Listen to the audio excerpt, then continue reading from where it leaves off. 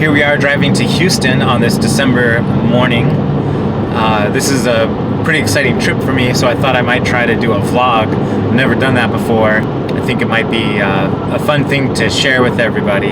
So I am on my way to the Houston Symphony, where I'm meeting with Grammy Award winning classical music recording engineer Brad Sales. Brad, I've never met Brad. He seems like a cool guy. He's been very helpful to me as a fellow user of the Emerging Technologies platform. It's kind of saved my butt a couple times on the Pyramid software, which is super complex and has a steep learning curve. A little over a year ago, I was setting up to record the Revel Radio project. Nothing was working.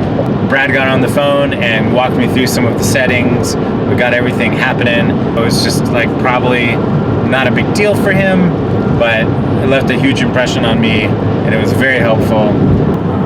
I was super excited a little over a week ago when Brad reached out to me. He told me that he was setting up for a surround sound recording session for the Houston Symphony, and was wondering if some of my gear was available.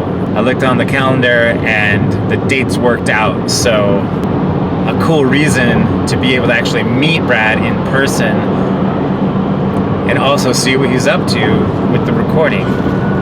Those guys just got there, so everything's still going to be in boxes. It'd be cool to see everything like after, like maybe like the mics are set and the cables are pulled and they have everything set up. It's not going to happen. This is a week-long recording session, and I can only stay for a few hours today.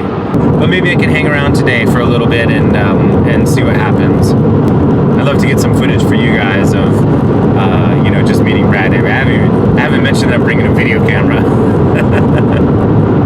We'll see what happens. Maybe we get a cool video out of this. We're gonna see if it works, and if it does, then next time I'll bring better sound.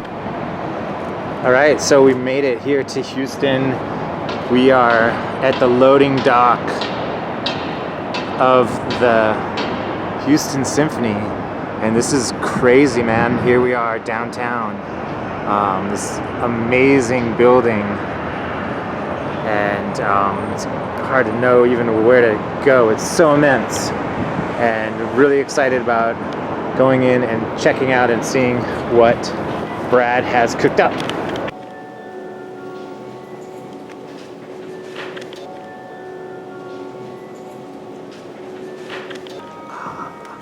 This is cool.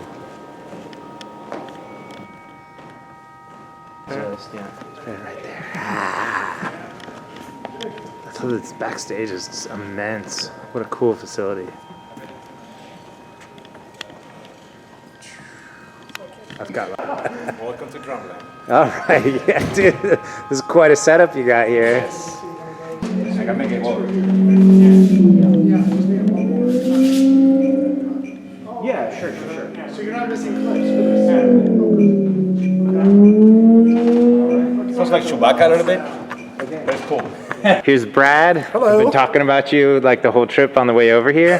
We made it. We're in this awesome performing arts center. It is a multi-purpose. This shell comes out. You can make this all just one big box. Phantom of the Opera performed here back in the 90s.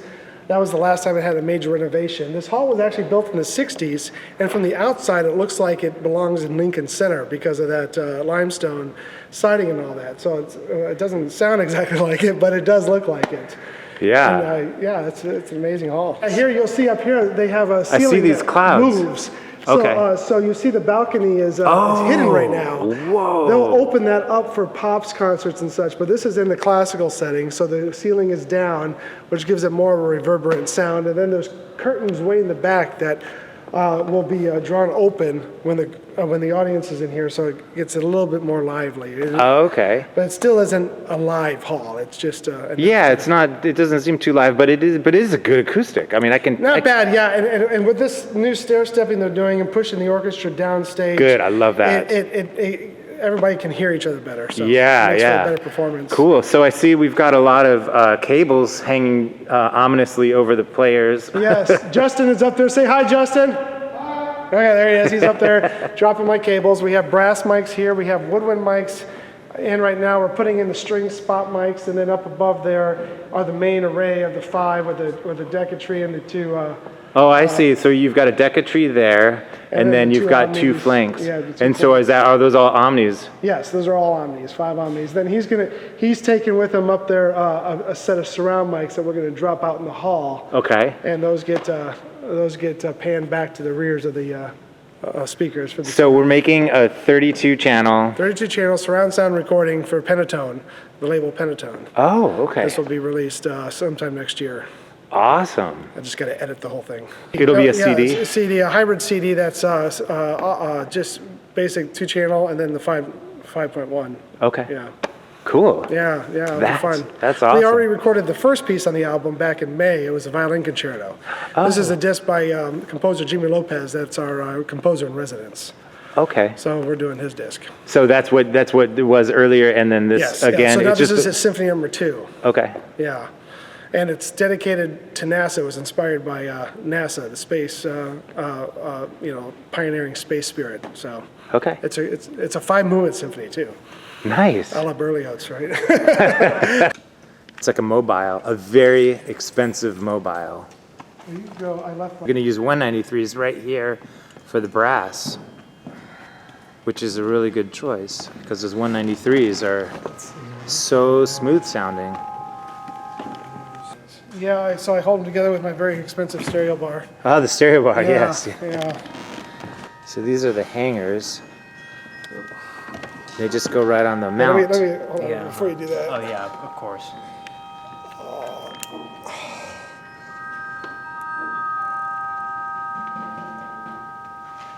And that string, is it just to keep them from kind of swinging about? It's gonna bring them in a little bit. So Do you use these in a kind of a like do a you angle them stereo, out? like a stereo. It is like a stereo image? spot. Okay. So and I pan them hard right and like at 12 o'clock. Okay. And then I bring it down.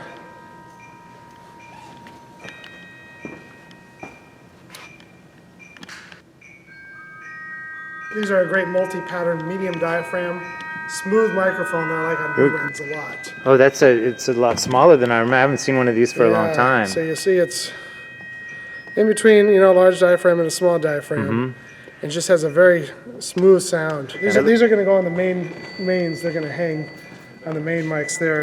Oh. And then we have complementary Sennheiser, also Sennheisers for the backwinds. Okay. So when you can't have 4 of these, you get 2. I do 2 and 2. Aha.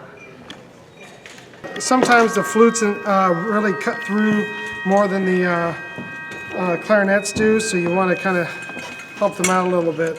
Okay. All right, we're headed down to the makeshift control room. Yes, this is the rehearsal room. I like this elevator, by the way. It's in case you go crazy, you can Very disco. hurt yourself. Traps. Apparently, it's got a bouncing floor for ballet and everything. Like some other groups use it for. Oh, really? Yeah, there you go. Oh, wow. Whoa. Nice sounding room. That's great. Okay, here we are booting up the computer. All right, so you got We're checking happy it. number 1. Okay, and then the 3 of yours. So we have 3 happies. We've got one back here for our surround monitoring. Yay. It's hooked up to a Lynx for the DACs. We're coming out, we've got 3 Dynaudios. I love how your rear surround speakers are the speakers that I've been patiently waiting to purchase for my mains. Those are amazing. Yes. Well, that was super, super cool. That was really cool to see the Pyramix set up. Just single laptop, boom, nice surround setup down there. It sounded amazing. Really cool to see how all the mics are hung and how they manage the placement of them. Very clever. And also, it's nice that they have the ability to be able to drop those cables just how they like them. So I'm gonna head back to Austin now. Hopefully I'm gonna beat some of the rush hour So I'm gonna hit the road and I'll make an update as we go.